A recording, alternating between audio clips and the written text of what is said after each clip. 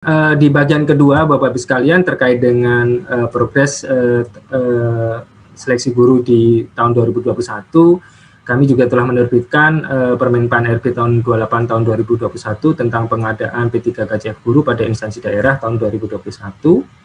Kami sebelum kami sampaikan detail terkait dengan Permenpan tersebut, garis besarnya, ini posisi terakhir terkait dengan formasi yang sudah kami tetapkan, Bapak Ibu sekalian.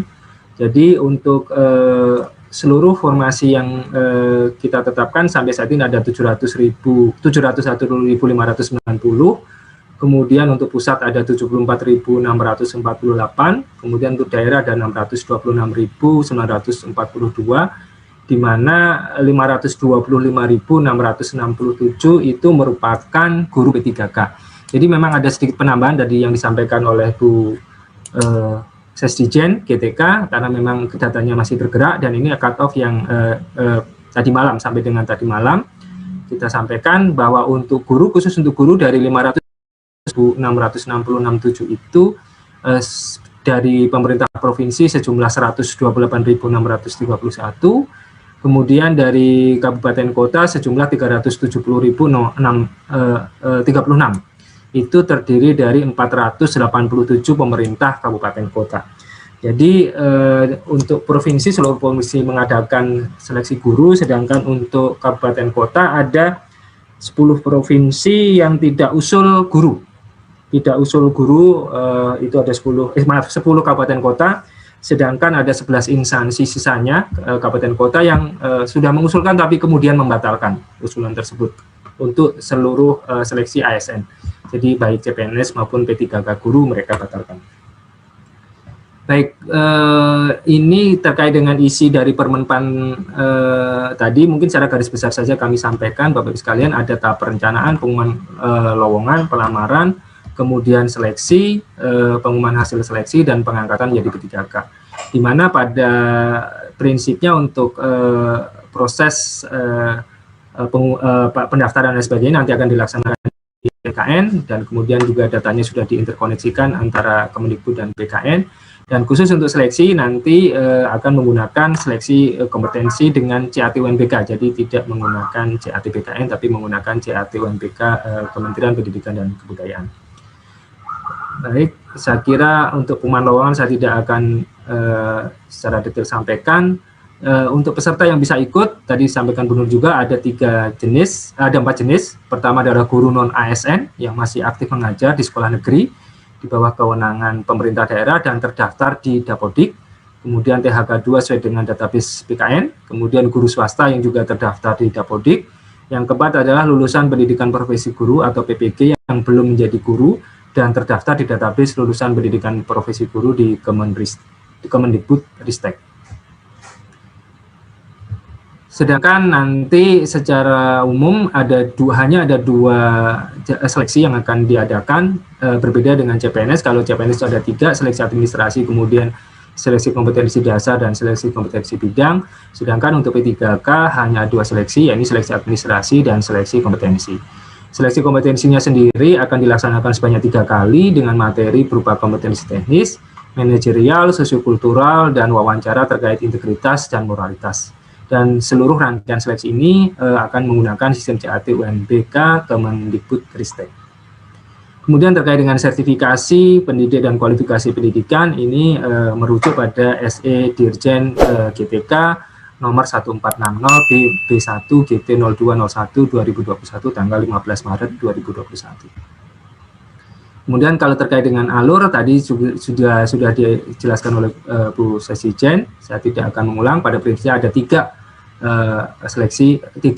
tahapan seleksi yang bisa diikuti dengan pengaturan-pengaturan yang cukup rigid. Jadi pertama kita utamakan mereka yang sudah guru honorer non-ASN di sekolah negeri, kemudian juga THK 2 yang ada di database BKN, dan seterusnya. Ini tadi sudah dijelaskan, hanya mungkin di sisi terakhir nanti ada lagi pengisian kebutuhan yang belum terisi. Jadi nanti kalau di akhir seleksi kompetensi 3 masih ada guru yang lulus passing grade, tapi kemudian masih ada formasi yang kosong, nanti akan kita atur sedemikian rupa bersama-sama dengan Kemdikbud untuk mengisi formasi-formasi yang masih memungkinkan untuk diisi tersebut, tentunya dengan sistem. Kemudian tadi untuk terkait dengan penambahan nilai juga sudah dijelaskan juga, ada penambahan nilai berdasarkan sertifikat pendidik 100%, kemudian usia di atas 35 tahun, dan terdaftar di Dapodik, itu ada penambahan nilai sebesar 15% dari kompetensi teknisnya.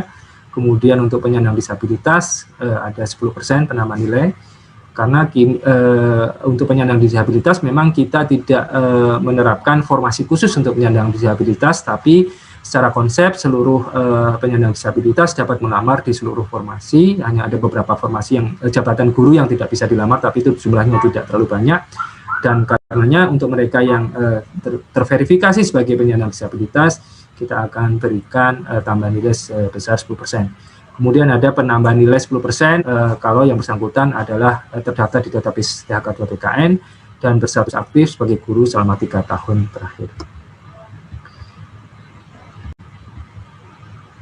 Kemudian ada beberapa juga pengaturan bahwa nanti nilai ambang batas di seleksi kompetensi pertama, kedua, dan ketiga itu dapat dipergunakan. Jadi kalau seandainya ada di seleksi pertama itu lulus ambang batas tapi kemudian tidak menang peringkatnya, maka kemudian dia bisa menggunakan nilai ambang batas tersebut di seleksi kedua dan ketiga, dengan catatan bahwa pada seleksi kompetensi kedua, pelamar memilih jabatan dan bentuk satuan pendidikan yang sama dengan seleksi kompetensi pertama. Jadi kalau di seleksi kompetensi pertama misalnya memilih guru PPKN SMP, maka di seleksi kedua yang bersangkutan memilih guru PPKN SMP, maka nilai tersebut masih bisa dipergunakan.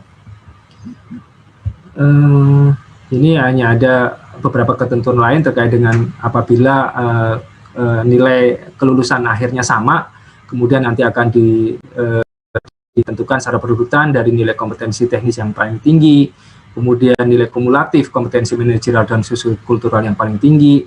Kalau masih sama juga nanti nilai wawancara yang paling tinggi yang akan kita gunakan. Kalau masih sama juga nanti yang terakhir kita gunakan adalah usia yang paling tinggi yang kita akan pilih. Kemudian juga ada beberapa hal terkait dengan pelaksanaan seleksi nantinya, itu ada masa sanggah yang kita terapkan juga. Jadi nanti ada, begitu pengumuman hasil seleksi administrasi ataupun seleksi kompetensi, nanti kita terapkan ada pengajuan masa sanggah paling lama 3 hari sejak seleksi diumumkan. Kemudian nanti Kemendikbud dalam hal ini sebagai panitia seleksi akan menjawab sanggahan tersebut paling lama dalam waktu 7 hari sejak berakhirnya waktu pengajuan sanggah. Saya kira demikian. Oh, ini terkait, maaf, ini terkait dengan pengangkatan. Jadi tadi disampaikan untuk seleksi ada seleksi pertama, kedua, dan ketiga. Dan pada dasarnya nanti kalau seleksi pertama sudah selesai, Bapak Ibu sekalian, yang rencananya pada bulan Agustus, kemudian nanti bulan Oktober sudah diumumkan, itu langsung bisa dilakukan pemberkasan dan pengangkatan di BKN untuk yang pertama, untuk yang lulus di seleksi pertama. Kemudian di seleksi kedua demikian juga, nanti Oktober dilaksanakan seleksi, begitu lulus juga bisa langsung diangkat. Kemudian di seleksi ketiga juga pada bulan dilakukan hal yang demikian. Saya kira demikian Bapak Pimpinan dan anggota DPR yang kami sampaikan dari Kementerian PAN-RB. Terima kasih dan waktu kami kembalikan. Corong Edukasi, Pusat Informasi Pendidikan terupdate.